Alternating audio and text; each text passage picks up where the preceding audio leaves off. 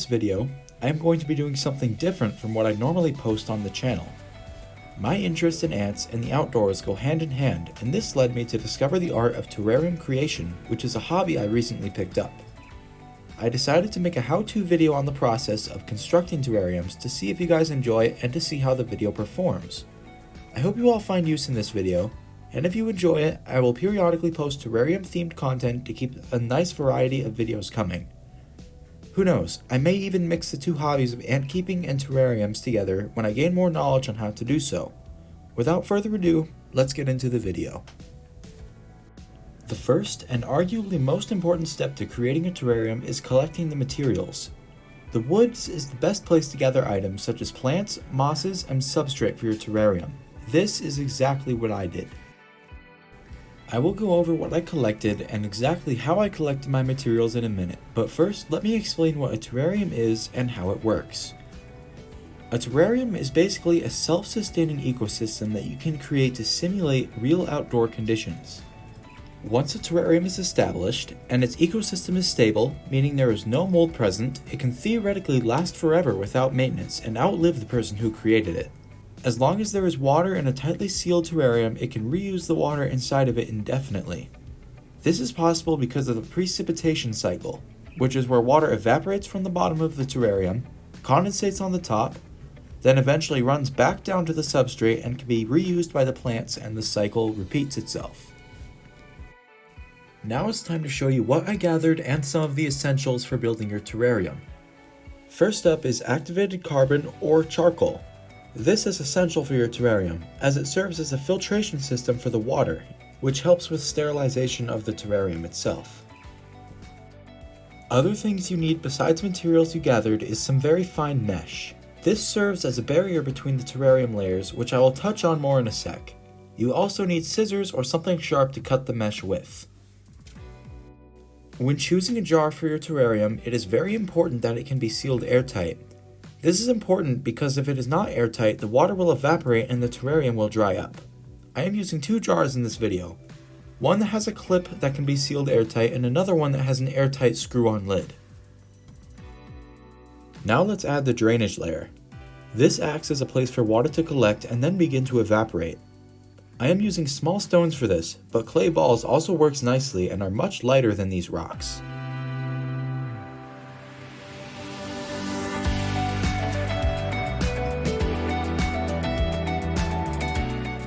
Here I'm trying to gather as many of these small pieces of grass from the rock as I can. I gave these rocks a rinse before I put them in here, but still some of the pieces of grass made it in as well. Now it is time to add the mesh to separate the drainage layer of the terrariums from the substrate layers. This helps with keeping the substrate on top where it is supposed to be. To get the correct dimensions, I like to trace around the outside of the container. Sometimes it can be difficult to get the mesh inside of the jar.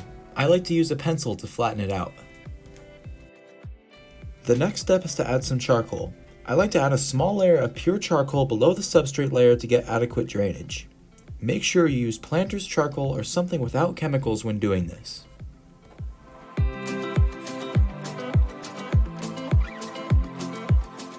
This is roughly what it should look like after this step.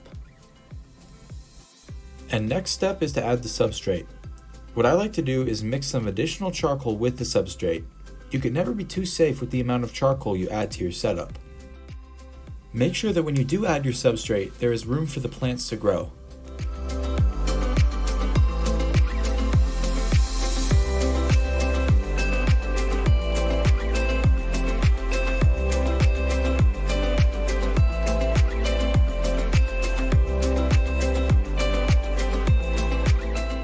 When you're finished adding your third layer, this is roughly the ratio that the size of the layers should be. As for what I gathered from the forest, I kept an eye out for twigs, rocks, and bark that can be used for the hardscape of the terrarium. But when it comes to plants for the setup, I have learned that mosses work really well in terrariums. Thus, most of the plant material I gathered was various different types of mosses and small plants that were growing within those mosses.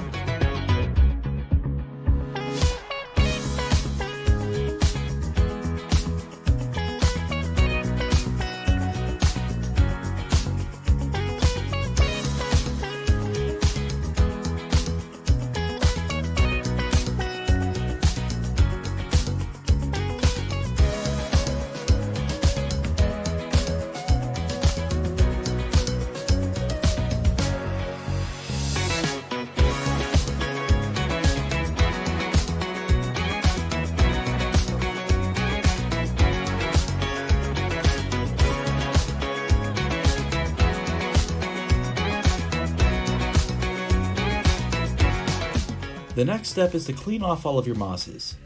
This is good for removing twigs so you can better see the moss, and it also gets rid of any unwanted pests.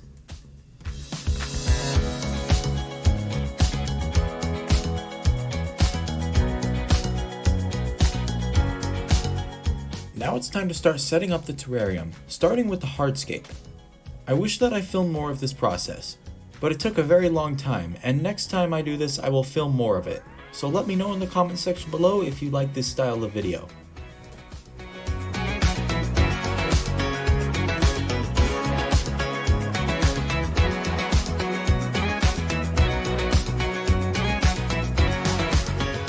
And here is what the terrariums looked like once they were finally finished. For the first few months of a terrarium's lifespan, mold can be a big issue. That is why a cleanup crew, such as springtails or isopods, is recommended. But currently I do not have any of that on hand, so, with luck, hopefully one or both of these terrariums will survive and flourish.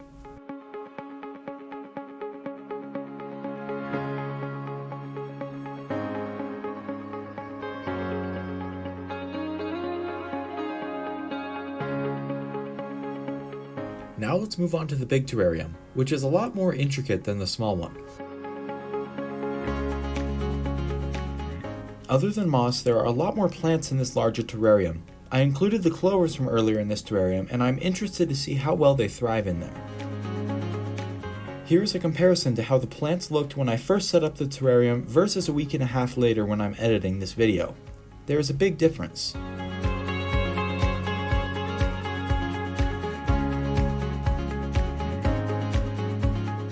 I really hope you all enjoyed this video. I have not strayed away from the topic of ants before on this channel, and I'm not sure how all of you will react to this video. So if you did enjoy, please leave a like and a comment, because I will be using that to help let me know if I should post more videos like this in the future. Thank you all for watching this week's video, and I will see all of you next Sunday. Peace.